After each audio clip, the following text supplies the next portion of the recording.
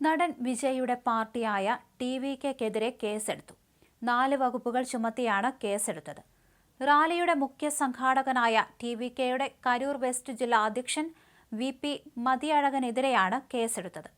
ഭാരതീയ ന്യായ സംഹിതയിലെ കൊലപാതക ശ്രമം കൊലപാതകമായി കണക്കാക്കാത്ത കുറ്റകരമായ നരഹത്യ, മനുഷ്യജീവനോ അവരുടെ സുരക്ഷയോ അപകടത്തിലാക്കുന്ന പ്രവൃത്തി, അധികൃതർ നൽകിയ ഉത്തരവുകൾ പാലിക്കാതിരിക്കൽ എന്നീ വകുപ്പുകൾ ചുമത്തിയിരിക്കുന്നു. വിജയ്ക്കെതിരെയും കേസെടുക്കാനുള്ള നടപടികൾ പോലീസിന്റെ ഭാഗത്തുനിന്ന് ഉണ്ടാകുന്നുണ്ട്. അറസ്റ്റിനും സാധ്യതയുണ്ട്. വിജയ്ക്കെതിരെ വിവിധ കോണുകളിൽ നിന്ന് വിമർശനമുയർന്നു. ആളുകൾ മരിച്ചു വീണിട്ടും AC മുറിയിലിരിക്കാനായി വിജയ് ഓടിപ്പോയെന്ന് ദുരന്തത്തിന്റെ ഇരകളുടെ ബന്ധുക്കൾ വിമർശിച്ചു. ദുരന്തത്തിന്റെ പശ്ചാത്തലത്തിൽ ചെന്നൈയിലെ വിജയുടെ വീടിന് സുരക്ഷ കൂട്ടിയിട്ടുണ്ട്.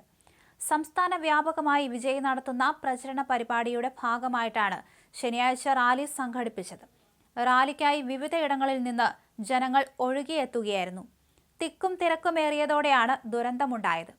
അമിതമായ ജനക്കൂട്ടവും ചൂടും കാരണം ആളുകൾ തളർന്നു വീഴുന്നത് ശ്രദ്ധയിൽപ്പെട്ട വിജയ് പ്രസംഗം പാതി വഴിയിൽ നിർത്തി. തുടർന്ന് തന്റെ പ്രത്യേക പ്രചരണ വാഹനത്തിൽ നിന്ന് ജനക്കൂട്ടത്തിലേക്ക് കുടിവെള്ള കുപ്പികൾ എറിഞ്ഞുകൊടുക്കാൻ തുടങ്ങി.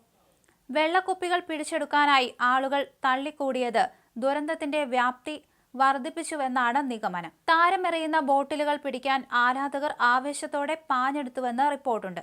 മരക്കൊമ്പുകളിൽ ഇരുന്നവർ താഴേക്ക് വീണതും ഇതിനിടെ സംഭവിച്ചു. അങ്ങനെ അതിവേഗം തിക്കും തിരക്കും ദുരന്തമായി മാറി. ആംബുലൻസുകൾക്ക് പോലും ജനക്കൂട്ടത്തെ മറികടന്ന് മുമ്പോട്ടു പോകാൻ സാധിച്ചില്ല. ദുരന്ത സ്ഥലത്തിന് തൊട്ടകലെ ആശുപത്രിയുണ്ട്. അവിടേക്ക് പോലും പരിക്കേറ്റവരെ എത്തിക്കാൻ കഴിയാത്ത സ്ഥിതിയുണ്ടായി. ഇടുങ്ങിയ റോഡും അപകടത്തിന്റെ വ്യാപ്തി കൂട്ടുകയായിരുന്നു. വിജയും സംഘവും ഉച്ചയോടെ കരൂരിലെത്തുമെന്നാണ് സംഘാടകർ അറിയിച്ചിരുന്നതെങ്കിലും സ്ഥലത്തെത്തുമ്പോൾ രാത്രി 7 മണിയായി. ഇത്രയും നേരം കാത്തിരുന്ന ജനങ്ങൾ അവശരായിരുന്നു. സ്ഥലത്ത് കുടിവെള്ളം ലഭ്യമായിരുന്നില്ല. വെള്ളം കിട്ടാതെ അവശരായവർക്ക് വിജയ് സഞ്ചരിച്ച വാഹനത്തിൽ നിന്ന് കുപ്പിവെള്ളം എറിഞ്ഞുകൊടുക്കുന്നത് വീഡിയോ ദൃശ്യങ്ങളിൽ കാണാം. വെള്ളത്തിന് വേണ്ടിയുള്ള തിക്കും തിരക്കും വൻ ദുരന്തത്തിന് കാരണമായെന്നാണ് പോലീസ് പറയുന്നത്. വിജയിന്റെ കാരവാനോടൊപ്പം ആളുകൾ നീങ്ങി ഇതും ദുരന്ത കാരണമായി.